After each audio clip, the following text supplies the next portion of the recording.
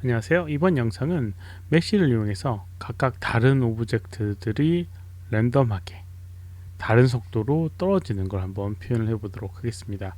현실 세계에선 존재할 수 없는 부분이기도 하고요.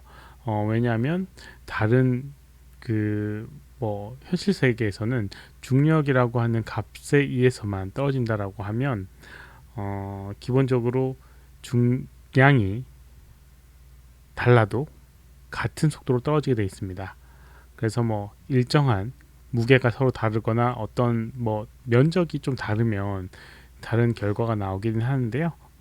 종이라든가 그 다음에 나뭇잎이라든가 무게 대비 면적 이런 것들에 의해서 좀 다른 결과가 나오긴 하는데 거의 대부분이 일정한 속도를 가지고 떨어지게 되어 있습니다.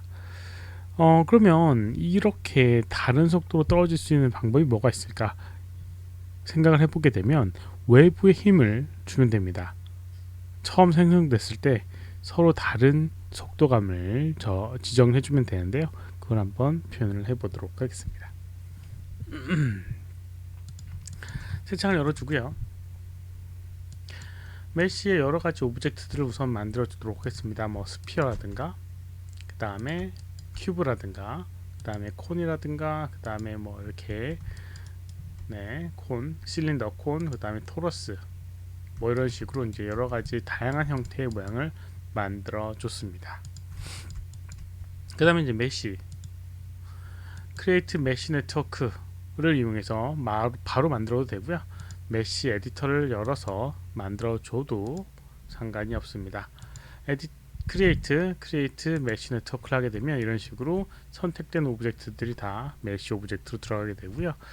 5개 오브젝트로 만들었지만 이런 식으로 원 하나만 만들어지게 되는데 이럴 때는 id라고 하는 노드를 붙여서 이렇게 적용을 해줄 수가 있습니다. 각각의 id를 부여해서 서로 다르게 연결을 해줄 수가 있어요. 그리고 이제 한번 이거를 떨어뜨려 보도록 하겠습니다. 메쉬라는 거에 의해서 add 다이나믹 노드를 하게 되면 바닥으로 이렇게 떨어지게 되어 있고요. 각각의 오브젝트들은 이런 식으로 동일하게 크기랑 모양과 상관없이 동일한 속도로 거의 동일한 속도로 떨어지는 걸 볼 수가 있습니다. 약간 이걸 이제 랜덤하게 주는 방법을 해보도록 하겠습니다. 우선 이제 생성되는 걸 표현을 해보도록 하겠는데요. 생성을 좀 시켜줘야 됩니다. 여러 가지 이유가 있는데요. 우선 이 메쉬 디스트리뷰트에 보게 되면 넘버 오브 포인트라고 하는 항목이 있어요. 그래서 여기 있는 카운트를 조정을 하게 되면 이렇게 생성되는 이렇게 걸 표현을 해줄 수가 있습니다. 그래서 1프레임 할 때는 1 다음에 키를 주고요. 그 다음에 120프레임일 때는 100 이렇게 선택해서 키를 주도록 하겠습니다. 그럼 이제 플레이를 해보게 되면 이렇게 하나씩 생성되면서 떨어지는 걸 볼 수가 있는데요. 이상하게도 여기 있는 위치가 처음 거는 원점의 위치가 되는데 그 다음 거부터는 다른 위치에 생성되는 걸 볼 수가 있어요. 이거는 이 디스트리뷰트의 디스턴스 x 가 약간의 거리 값에 항목이 있어서 그렇거든요. 그래서 이걸 0으로 해주게 되면 제자리에서 생성이 되게 됩니다. 제자리 생성이 되게 되고요. 생성이 되면서 서로 간의 오브젝트들이 이제 간섭을 하기 때문에 이런 식으로 이제 표현이 되게 됩니다. 그래서 디스트리뷰트 타입을 이렇게 다른 형식으로 좀 조정을 해주도록 하겠습니다. 예를 들어서 이렇게 스피어컬 하게 되면 어떤 구 안에 그 위치 안에 이렇게 생성되게끔 조정해 줄 수가 있습니다. 그러면 서로 간섭을 조금 덜 받게 되게 될 겁니다. 랜덤한 위치이기 때문에 조금씩 영향을 주기도 하지만 이런 식으로 표현되게 돼요. 그러면 지금 같은 경우는 다 동일한 속도로 떨어지게 되어 있는데 이걸 좀 다양한 속도로 서로 다른 다양한 속도로 조정을 하고 싶다 라고 하면 어떻게 해줄 수 있냐면요. 여기 다이나믹 항목에 보게 되면 여러 가지 옵션들이 있는데 밑으로 내려보게 되면 이제 velocity라고 하는 부분이 있고요.